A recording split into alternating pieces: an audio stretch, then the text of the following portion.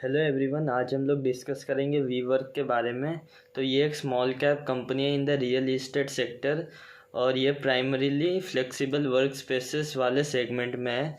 तो मेरे को इस सेगमेंट में बहुत ग्रोथ आते हुए नज़र आ रही है टिल FY30। तो इसके बिजनेस मॉडल को पहले समझते हैं।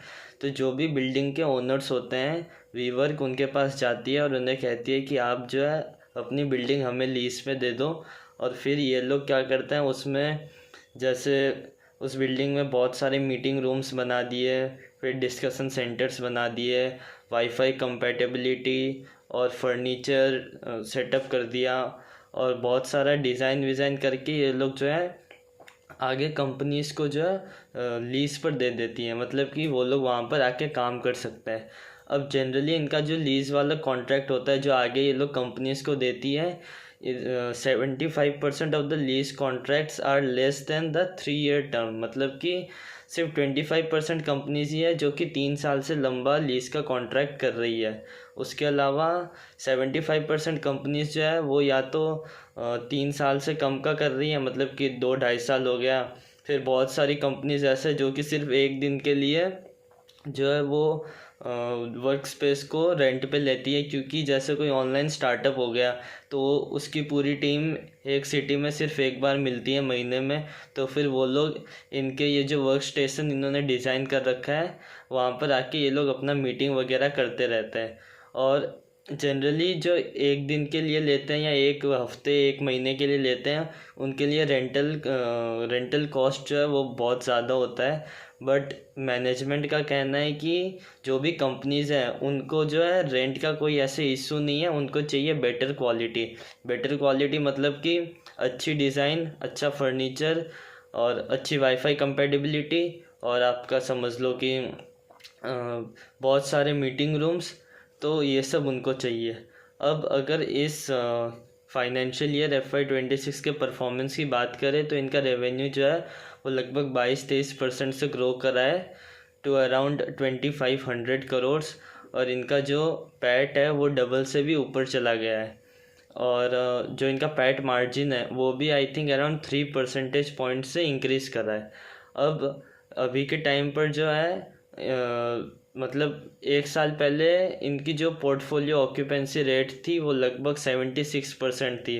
पोर्टफोलियो ऑक्यूपेंसी रेट मतलब कि जितने भी डेस्क इन्होंने बनाए हैं, डेस्क का मतलब मैं बताऊंगा, तो जितने भी डेस्क इन्होंने बनाए हैं उसमें से 75% जो है वो ऑक्यूपाई हो जाते थे। लेकिन आज के टाइम पे 87% डेस्क इनके ऑक्यूपाई हो गए हैं। तो उससे क्या हो रहा है कि कंपनी के पास एक एडवांटेज है, क्योंकि इतना ज़्यादा ऑक्यूपेंसी रेट बढ़ रहा है तो फिर इनके पास पावर है कि ये लोग जो है लंबे लीज कॉन्ट्रैक्ट्स जो है वो साइन कर सकते हैं। मतलब कि FY25 में इनका एवरेज लीज कॉन्ट्रैक्ट था 27 महीनों का और अब ये बढ़कर हो गया 32 मंथ्स। तो ये इनका फ़ायदा हुआ है by increasing the number of desk. Desk मतलब कि जैसे एक एम्प्लॉय बैठ के काम करता है तो वो टेबल और चेयर जो होती है उसी को ये लोग डेस्क कहते हैं। मतलब वही डेस्क का मतलब हुआ। जनरली लोग डेस्क का मतलब बेंचेस समझ लेते हैं, पर यहाँ पर जो है ये जो जहाँ पर ये लोग काम करते हैं एक चेयर और एक टेबल, तो उसी को ये लोग डेस्क कहते हैं। तो फिर अभी के टाइम पे इनके पास लगभग 1,30,000 डेस्क की कैपेसिटी है और ये लोग इस बार कैपेक्स करेंगे तो FY27 के एंड तक इनकी टोटल डेस्क की कैपेसिटी हो जाएगी 1,55,000 और FY28 के एंड तक हो जाएगी 1,75,000। और जो प्राइमरी डेस्क का एक्सपेंशन होगा वो होगा टॉप 7 सिटीज़ में। मतलब ये फ़िलहाल आई थिंक 8 सिटीज़ में है और ये लोग वहीं पर ज़्यादा फोकस कर रहे हैं। मतलब कि आपका गुड़गांव, बेंगलोर, हैदराबाद, फिर मुंबई, ये सारी जो मेजर सिटीज़ हैं, क्योंकि इनके जो मैक्सिमम क्लाइंट्स हैं वो ग्लोबल कैपेबिलिटी सेंटर्स हैं। तो ये लोग तो जनरली ये Tier 1 सिटीज़ में ही आते हैं, तो वही इनके क्लाइंट्स हैं और वहीं पर ये लोग अभी ज़्यादा फोकस कर रहे हैं। तो हमने बात कर ली बिजनेस मॉडल की, कैपेक्स की, पोर्टफोलियो ऑक्यूपेंसी रेट और करंट परफॉर्मेंस। अब अगर हम लोग फ्यूचर गाइडेंस की बात करें तो इन्होंने कहा है कि हम लोग एटलीस्ट 20% से तो ग्रो करेंगे ही इन FY27। और इनका लगभग 1,500 करोड़ का जो है वो है, मतलब कि 1500 करोड़ का रेंट तो इनको मिलेगा ही FY27, मतलब क्योंकि इन्होंने लीज कॉन्ट्रैक्ट साइन कर रखा है, तो उस वजह से ये कंफर्म है कि FY27 में एटलीस्ट 1500 करोड़ का रेंट तो इनको मिलेगा। अब जो इनका एक न्यूली लॉन्च प्रोडक्ट है जिसका नाम है क्या नाम है इनका, रिश्ता या रिवता ऐसा करके कुछ है, मतलब ये लोग तो एक बड़ा अजीब नाम रखते हैं। तो मतलब 8 से कुछ मॉडल का नाम है इनका। तो इसमें क्या करता है कि ये लोग बेसिकली मैं नाम लिख दूंगा पोस्ट में। तो फिर ये लोग क्या करते हैं कि जो भी कंपनीज है, मतलब कुछ कंपनीज आती है वो कहती है हमारे पास बिल्डिंग है, हमारे पास ओनरशिप का राइट है, आप बस आके हमारी बिल्डिंग में अच्छा सा वर्क स्टेशन जो है उसे डिज़ाइन कर दो। तो फिर ये लोग क्या करती है, ये उनसे कॉन्ट्रैक्ट ले लेती है, फिर वहाँ पर जाके ये लोग अपना वर्क स्टेशंस बना देती है। तो फिर ये क्या एक एसेट लाइट मॉडल है, और उसके अलावा इसमें ज़्यादा केपेक्स करने की भी ज़रूरत नहीं पड़ती है।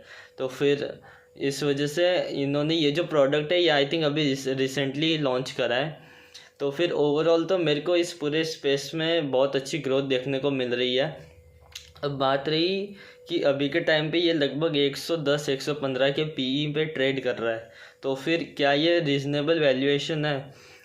तो बात ऐसी है कि ये एक डायरेक्ट प्रॉक्सी प्ले है टू द एआई बूम। मतलब कि इनका कहना है कि FY30 तक जो भी इनका वर्क स्पेस का डिमांड होगा उसका 1/3 जो है वो लगभग एआई वर्कफोर्स से ड्रिवन होगा। मतलब कि किसी कंपनी को एआई वर्कफोर्स का मतलब ये हुआ कि कोई भी बिजनेस जो है वो अपने डे टू डे ऑपरेशन में एआई का यूज़ कर रहा है। तो फिर जो एआई बूम है उसका ये डायरेक्ट प्रॉक्सी प्ले एक तरह का हो गया है। उसके अलावा क्योंकि इतने सारे जीसीसीज इंडिया में आ रहे हैं, लगभग 55% of the world wide GCCs are in India. तो फिर अगर इसके भी हम लोग उम्मीद करें कि डिमांड और बढ़ेगी, तो 110 के पी पे आई थिंक इट्स गुड। और हमें आज का पी तो देखना ही नहीं चाहिए, हमें फॉरवर्ड पी कैलकुलेट करना चाहिए। लेकिन फॉरवर्ड पी निकालना बहुत ज़्यादा मुश्किल लग रहा है, क्योंकि इन्होंने तो 20% का रेवेन्यू गाइडेंस दिया है, एटलीस्ट 20% करेंगे। मतलब इन्होंने कहा है कि हम रेवेन्यू गाइडेंस देते नहीं है, लेकिन फिर भी आप 20% तो एटलीस्ट मान ही लो। तो I expect them to do more than that. तो क्योंकि इनका तो एक ऐसा बिजनेस है कि एक बार इनका फिक्स्ड कॉस्ट कवर हो गया, फिर इनका जो ऑपरेटिंग लेवरेज है वो प्ले पे आ जाता है, वो खेल में आ जाता है, और वो बहुत अच्छे रेट से प्रॉफिट को ऊपर की तरफ खींचता है। तो फिर उस वजह से आई कांट फाइंड आउट कि मतलब पैट मार्जिन FY27 में कितना हो सकता है। तो फॉरवर्ड पी निकालना मुश्किल है। लेकिन एक चीज़ है कि अगर बिजनेस Q4 FY26 में 30% से ग्रो करा था, तो अगर इससे फास्ट रेट से ग्रो करता है तो फिर ऑब्वियसली शेयर जो है वो पैसा बनाएगा ही। तो पी को चलो अभी के टाइम पे इग्नोर करो, फॉरवर्ड पी हम लोग निकाल नहीं सकते, तो फिलहाल बिजनेस पे ही फोकस करते हैं।